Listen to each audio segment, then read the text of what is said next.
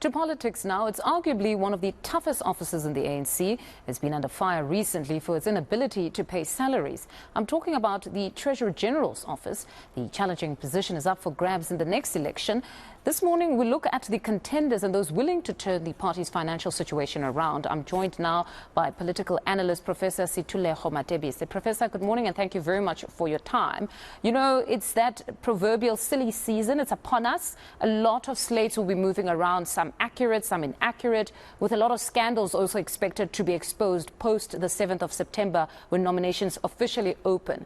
But what is more interesting now, at least a trend that we're seeing, is that there have been very few names forthcoming for the TG position in the ANC. Why do you think this is? Because there's been a lot that are contesting or have raised their hands for the deputy president, but not so much for the TG.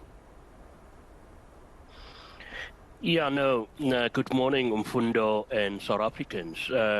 Well, you will understand the position of the presidency within the African National Congress, whether it is the president or the deputy president, brings with it a significance, but also a lot of power. Power to dictate terms within the ANC, but also the developmental part that the country will take. So perhaps that's why much more focus has been on the president, because we all of the presidency, or the deputy presidency, because we all know at the end of the day, those who are occupying that position are also in a position to dictate the terms within the ANC, and we all know there are many ANC members who are fighting for their political careers, and they would like to protect that particular position with their own candidate. But Professor, generally we've heard from the African National Congress that it's never just one leader that takes the decisions. It's the top six collectively, even the NEC in most instances. So would it really be not a situation where we're seeing people that are more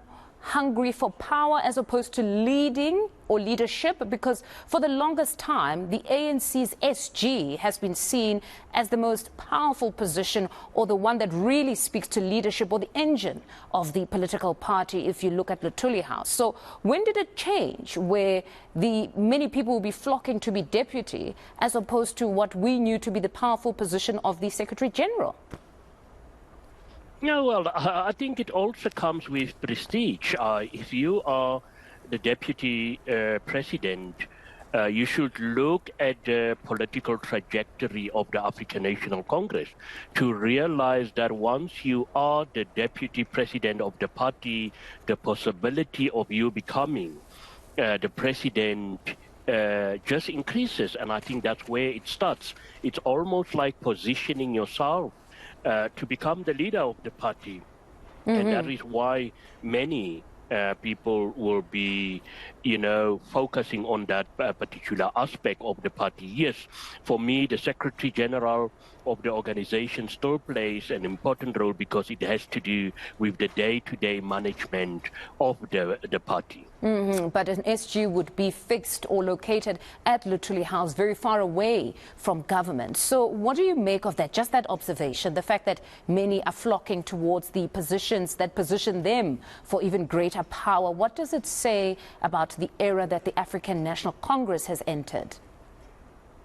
Yes, no, well, I mean, just recently we've seen also remarks from, a Chief Justice about how the ANC will deal with the so-called, state capture issues. And it's all these kind of issues that we all know is facing the African National Congress, the challenges and all that. But for me, occupying a certain position in the African National Congress is not about somebody who will enhance or advance the interests of members of the party, but it is all about fighting personal battles, and I still need to be proven wrong because we haven't seen that. But there are many credible leaders within the African National Congress who can take the party forward, but unfortunately the internal democratic processes sometimes I think are to such an extent preventing those individuals to advance. Then now to the names that are bandied about for this TG position. It's Pule Mabe, Mzwandile Masina and Andile Lungisa, and that's if reports are anything to go by. Now, if we look at Pule and Andile, they're from Julius Malema's generation in the Youth League back then, and he's currently leading his political party, the EFF. But it's somewhat of an indication, at least in the ANC, that the younger generation now has an appetite to lead, at least at the level of top 6. What do you make of that? No, well, I think it's good when you talk to the younger generation. But my general assessment of youths in politics is that they have taken over the baton from senior politicians by meddling themselves in activities which does not enhance the reputation of the party. If you look at, Andile, with due respect, the way he have conducted himself in public, some serious allegations, the same with on that Masina.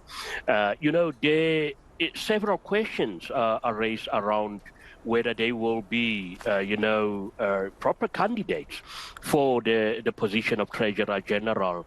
And I think perhaps this is also a lesson where the youth within the ANC and politics in general should start isolating themselves from some of what we have seen, what I would think, politics of the stomach, which have become so entrenched and which I strongly believe that will be a huge injustice for future generations and beyond the African National Congress, members of the African National Congress. From what I'm gathering from you is that you don't think these 3 names, any of these, would be equal to the task currently. Is that what you're saying?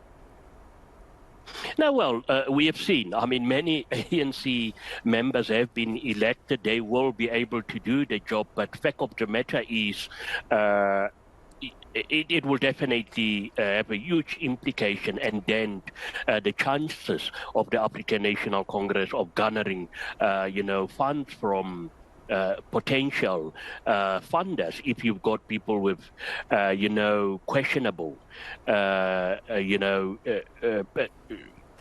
profiles, especially in terms of serious allegations about money, but also, about their conduct. No, Professor, thank you very much for your time. We will certainly speak a bit more as more candidates are unveiled or bandied about. Thank you very much for your time. That was political analyst Sethulego Matebesi.